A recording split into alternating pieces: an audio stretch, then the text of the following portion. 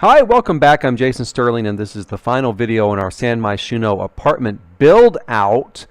We're doing the living room today. As you can see, we already have part of it done. I've done a sort of little decorative vignette over here. The television's placed, and most of this video is going to be a tutorial for building sectional furniture within the game. Sectional furniture is actually pretty easy to build within the game. There are a few problems with move stutter, the sort of, move objects on stutter that we are going to deal with, and that is what I'm starting with right now by building this pony wall, because it will help disguise some of the stutter where objects intersect, in this case sofas, and we're going to use the sofas from the new vintage stuff pack. They work really well for this application, as do the sofas from the patio stuff pack as well, because they're squared off and the cushions are the same height. They don't sort of undulate up and down or curve, so they match up really well and fit really well. You can see though immediately that stutter, the problem we have to deal with, both on the back here of the sofa and on the cushion. The first thing we're going to do in that case is move these sofas. We're going to slide them so that they intersect this pony wall and are mostly kind of built into the pony wall, the backs. That way that stutter is disguised within that pony wall itself. It's a little bit of a tedious process. You have to really work at getting it slid in just right. Let's see if that works. Let's see here. It's still a little bit too far out, so we're going to slide it in some more. We're going to pull it back like that. See, and that works. See, the back is pretty much taken care of. Now we still have that major stutter section in the corner. What we're going to do to cover that is we're going to build a sort of table there. In the 90s, for those of you who are younger, you won't remember this, but in the 90s it was pretty popular that in the corner of sectional furniture they would build in a sort of table, something like this. That was part of the sectional, and it made sense. You couldn't really sit there. You can't really sit in the corner of a sectional. So a lot of companies built in these sort of tables, and that's what we're going to do. We're going to build a table there. We're going to use the height slider, number 9 height slider, to put in a plant to make it more obvious there's a table. And it looks pretty good, and it completely hides that graphical stutter so that as you're using it, it does not make you crazy like it would make me crazy.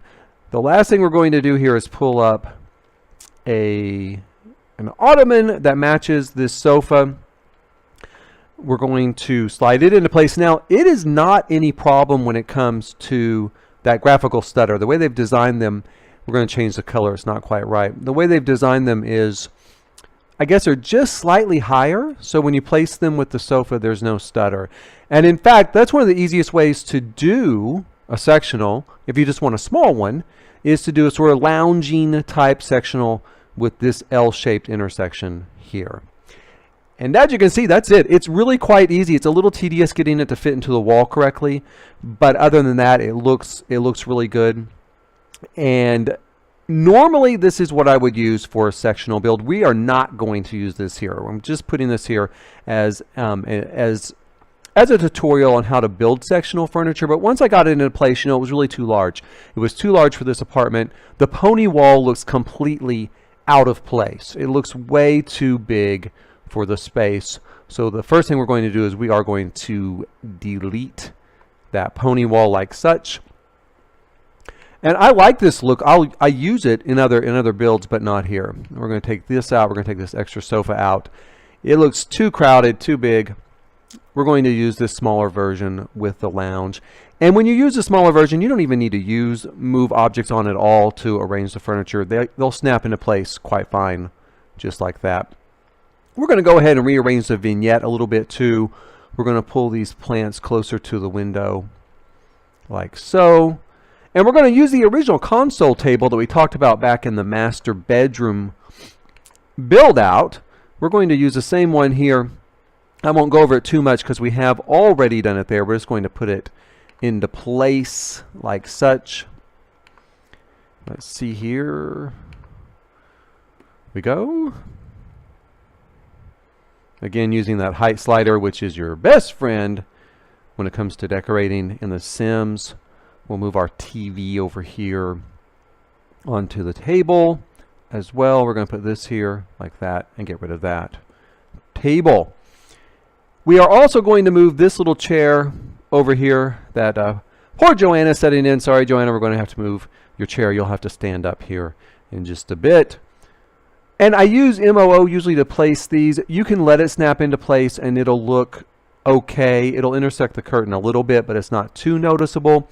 I usually just slide it into place using the MOO feature so that it doesn't intersect at all. We're going to go into live mode now. We will use the tab function to kind of go in here and get a good view of our new living room. There it is there. We'll slide it over to the side here so you can see here.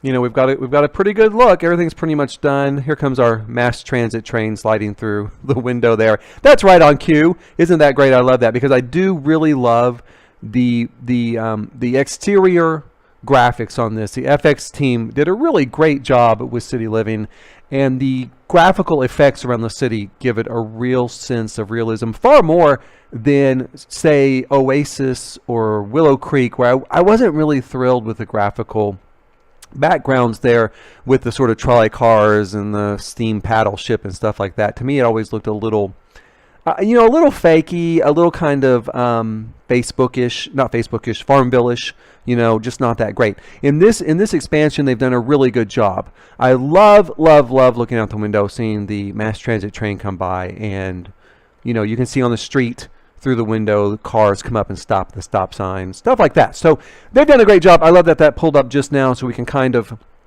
see what it looks like as it does so. This is our apartment. This is what it looks like going, kind of around the apartment, around the kitchen here, entryway. It looks good and it looks done. We are done. I may include here at the end of the video a couple of pictures. I think I'll show what the sectional looks like with the wicker type furniture from Patio Stuff or Patio Pack or whatever they call it, Patio Stuff. And maybe a few other little pictures at the end, just showing the apartment kind of in its entirety and bringing all of our roommates together. Maybe I'll put them here in the living room, let them sit together and kind of, hang out or something. But thank you so much for watching. I hope you've enjoyed this as much as I've enjoyed making it. It has been a lot of fun. And we hopefully will meet again in the future here on YouTube. And thank you so much. Okay, we are going to go ahead and throw in a couple of pictures here at the end. We're going to start with the kitchen, which was the first thing that we did on this build, the first video we made. Then we're going to move, of course, into the bathroom, the owner's master bedroom, and roommate Bailey's bedroom following that.